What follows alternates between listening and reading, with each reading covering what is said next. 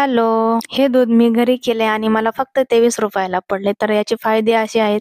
दूध भरपूर प्रोटीनयुक्त, हृदयासाठी, हाडांसाठी, पचनासाठी, अँटीऑक्सिडंट्सने भरपूर, वजन कमी करण्यासाठी व वेगन डाएट जे करतात त्याला एक चांगला पर्याय म्हणून हे दूध तुम्ही नक्की करू शकता. एवढे जर फायदे असतील तर हे दूध नक्की ट्राय करा. इथे मी 1 कप सोयाबीन घेतलंय. स्वच्छ धुवून रात्रभर किंवा 10 ते 12 तास भिजवून घ्यायचंय. सकाळी अजून पाणी टाकून हाताने त्याला चोळून घ्यायचे, म्हणजे त्याची सालं निघतात, त्याचा दुधाला वास लागत नाही. नंतर मिक्सरमध्ये 1 कप पाणी टाकून त्याची पेस्ट करून घ्यायची आहे.